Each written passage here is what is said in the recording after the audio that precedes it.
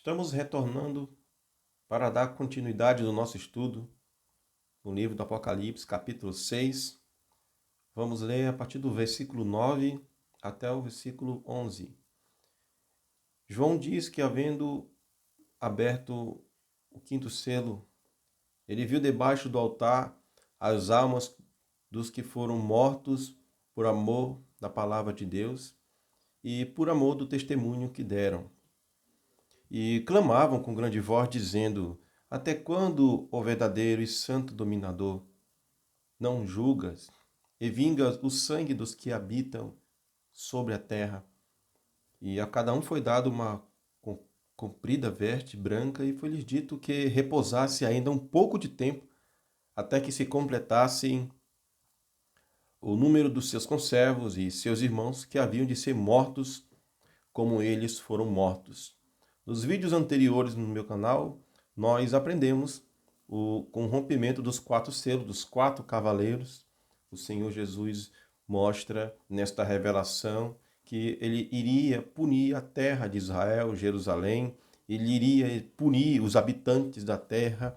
Não somente Israel, o povo judeu, seriam punidos, mas também até os romanos também seriam castigados por Deus.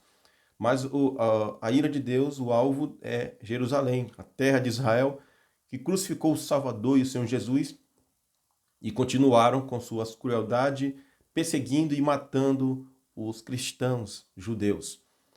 É importante a presença dos mártires aqui no rompimento desses 7 selos, porque nós compreendemos por que o Senhor Deus está irado contra Jerusalém, por que o Senhor Deus está punindo Israel, por que o Senhor Deus, uh, no, no rompimento desses 4 selos, vieram para a terra de Israel, esses juízos, esses castigos, porque o texto diz, do versículo 9 ao 11, onde nós lemos, que João contemplou os mártires debaixo do altar, que clamavam com grande voz, pedindo vingança.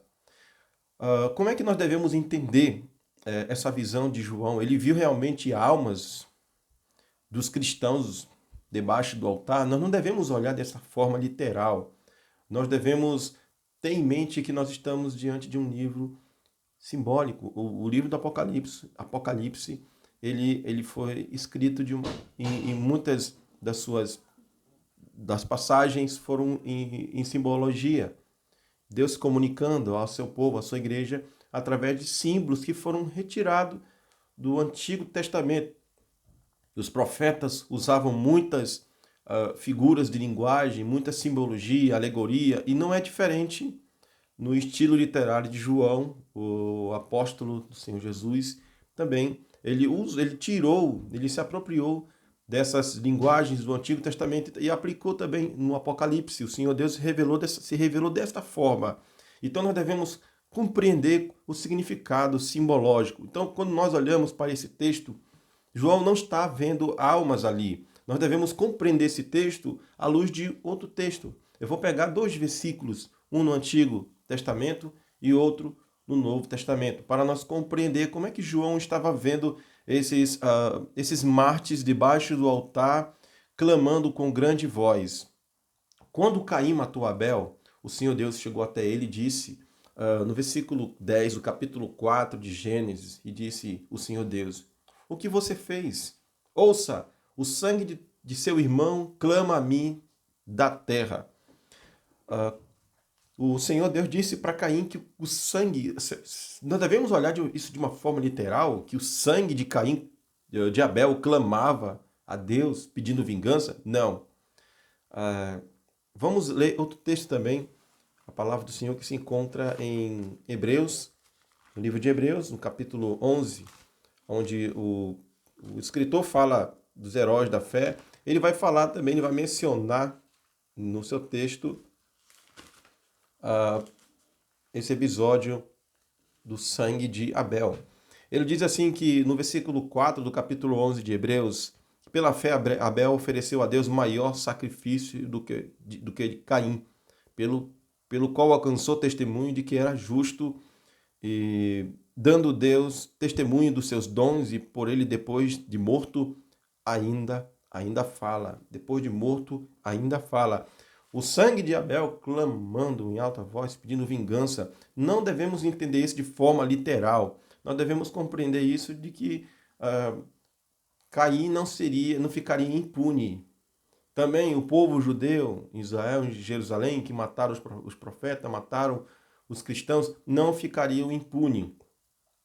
Eu gostaria de ler nesse momento 1 Tessalonicenses capítulo 2, do versículo 14 até o versículo 16. Paulo diz, escrevendo nesta carta aos Tessalonicenses, dizendo que, assim, porque vós, irmãos, haveis sido imitadores das igrejas de Deus que está na Judéia.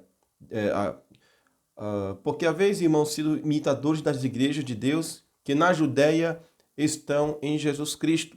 Porquanto também padeceste dos vossos próprios concidadãos, o mesmo que os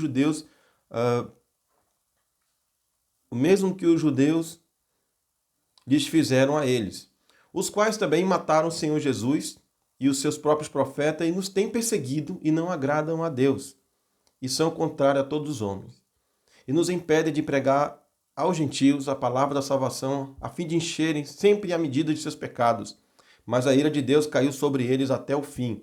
Observe aqui que Paulo, escrevendo esta carta aos Tessalonicenses, que estavam passando por perseguições, não eram perseguições por parte dos gentios, eram perseguições por parte de judeus. Quando você lê Atos capítulo 17, você vê ali que judeus incrédulos que não concordavam com as pregações do apóstolo, eles instigavam os gentios, o povo da cidade, a perseguir os apóstolos e missionários.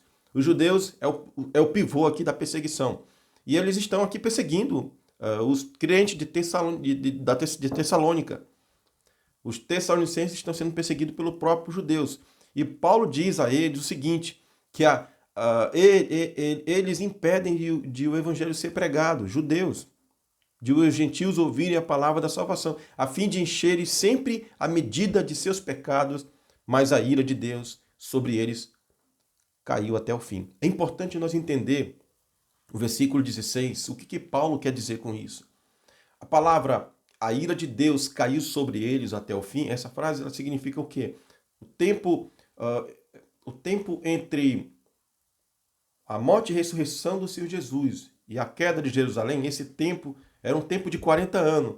Esse tempo é chamado, na linguagem do profeta Daniel, na profecia de Daniel, o tempo do fim. Esse tempo do fim era um tempo de muitas profecias acontecendo naqueles dias, antes de o templo cair. Profecias que o Senhor Jesus ele profetizou no Monte das Oliveiras sobre a queda e destruição do templo, terremotos, peste, guerra, rumores de guerra. Todas essas coisas aconteceram naquele tempo, aquela geração que durou 40 anos.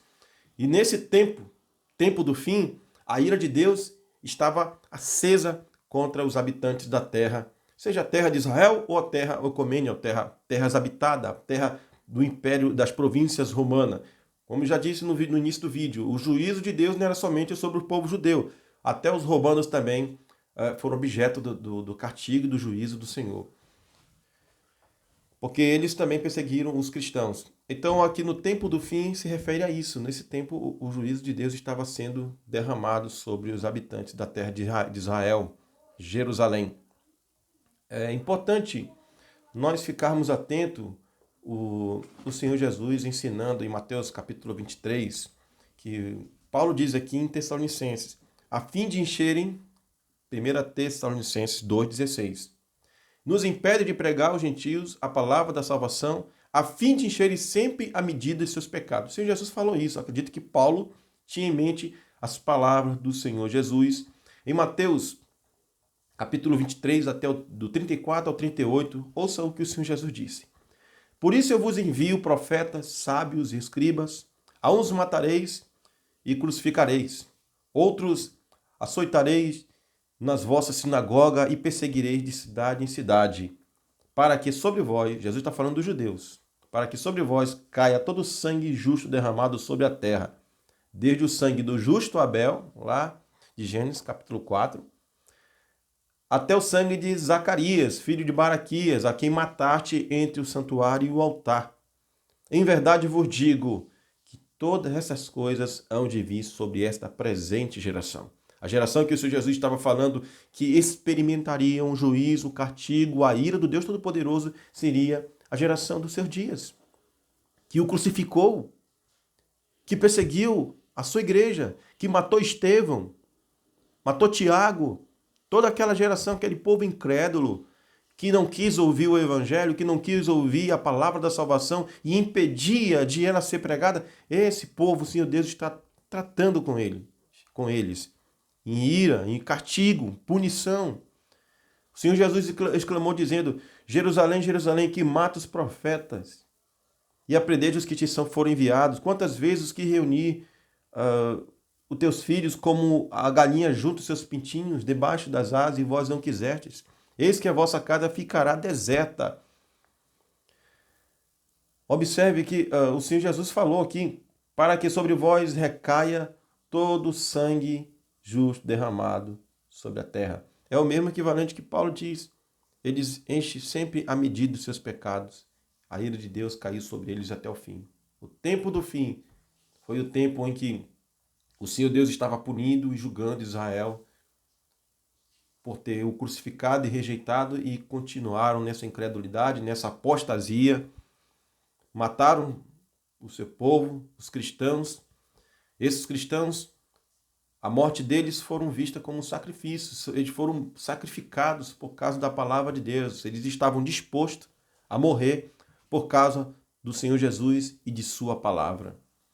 Mas o Senhor Deus não deixará isso impune. Essa questão, o Senhor Deus não vai deixar ela em branco. A justiça de Deus, ela não falha.